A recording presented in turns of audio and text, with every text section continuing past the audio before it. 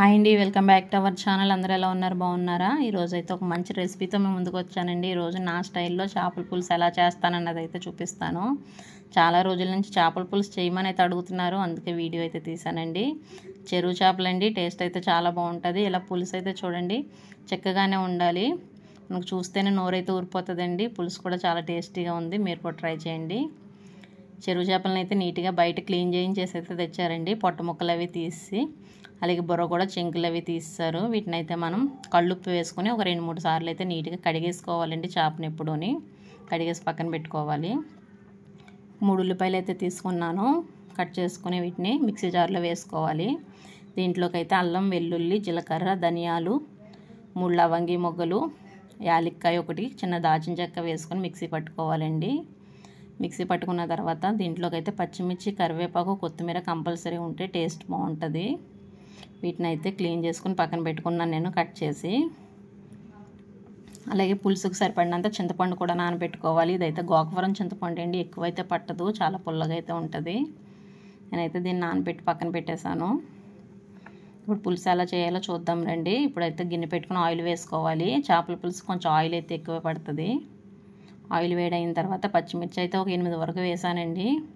అలాగే కరివేపాకు వేసాను. అది కొంచెం వేగిన తర్వాత ఆనియన్ పేస్ట్ అయితే వేసుకోవాలి. ఇదైతే బాగా వేగాలండి. వేగేటప్పుడే కొంచెం పసుపును కూడా యాడ్ చేయాలి. పసుపు వేసుకొని బాగా వేగిద్దాము. ఆనియన్ పేస్ట్ ఎంత వేగితే అంత పులుసు అయితే టేస్ట్ ఉంటుందండి. ఈ పేస్ట్ తక్కువ వేసుకుంటే కొంచెం పులుసు అయితే పలుచగా ఉంటుంది. మీకు ఎక్కువ కావాలంటే ఎక్కువ వేసుకోవచ్చు.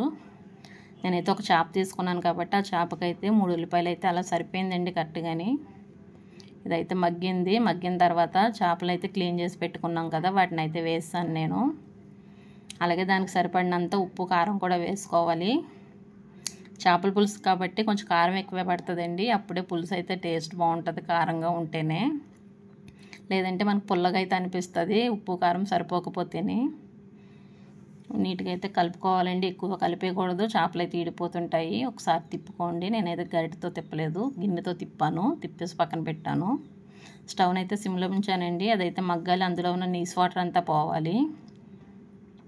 అది మగ్గేలోపే చింతపండు రసాన్ని అయితే తీసి పక్కన పెట్టుకున్నాను నేను. మరి పల్చగా అయితే వేసేయకూడదండి. చింతపండు రసాన్ని కూడా వడపోసి పక్కన పెట్టింది వేసాను. వేసి ఒకసారి జస్ట్ అయితే అలా కలిపానండి, అంతే, ఎక్కువ కలిపేయకండి. చూడండి ఆయిల్ అంతా పైకి అయితే వచ్చింది. ఇప్పుడు ఆనియన్ వేగేటప్పుడు అయితే ఆయిల్ పైకి రాలేదు. మనం పులుసు వేసిన తర్వాత ఆయిల్ అయితే పైకి వచ్చింది. చూడండి, చూడటానికి చాలా కలర్ఫుల్గా అయితే ఉంది. మరిగేటప్పుడు అయితే స్మెల్ చాలా బాగా వచ్చిందండి.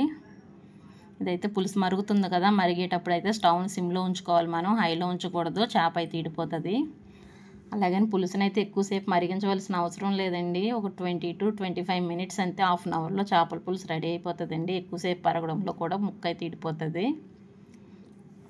ఇదైతే చక్కగా అవుతుందండి, దగ్గరికి అయితే అవుతుంది. దగ్గరికి అయ్యేటప్పుడు కొత్తిమీర అయితే వేస్తాను నేను. కొత్తిమీర వేసి అయితే ఒక 2 నిమిషాల నుంచి మగ్గిన తర్వాత, మరిగిన తర్వాత ఇప్పుడైతే దింపేసానండి. స్టవ్ కట్టేసాను. చేపల పులుసు అయితే రెడీ అండి. చాలా ఈజీగా అయితే ప్రిపేర్ చేసుకోవచ్చు మన ఇంట్లోని. ఈ విధంగా ట్రై చేయండి, చాలా టేస్టీగా ఉంటుంది. ముక్క చూడండి ఇడిపోలేదు. ఇది చేపల పులుసు ఎప్పుడు చల్లారిన తర్వాత తినాలండి, అప్పుడే టేస్ట్ అయితే బాగుంటుంది. మార్నింగ్ పెట్టుకున్నామంటే ఈవినింగ్ పెడితే మార్నింగ్కి అంతలా ఉంటుందండి టేస్ట్. ఊరడంలో టేస్ట్ అయితే పెరుగుతుంది. మీరు కూడా ట్రై చేసి చేపల పులుసు ఎలా వచ్చిందో కామెంట్ అయితే చేయండి. మా వీడియో మీకు నచ్చినట్లయితే లైక్ చేయండి, షేర్ చేయండి, సబ్స్క్రైబ్ చేయండి. Thank you for watching video. మరొక కొత్త వీడియోతో, మరొక కొత్త రెసిపీతో మీ ముందుకైతే వస్తానండి. బాయ్ అందరికీ.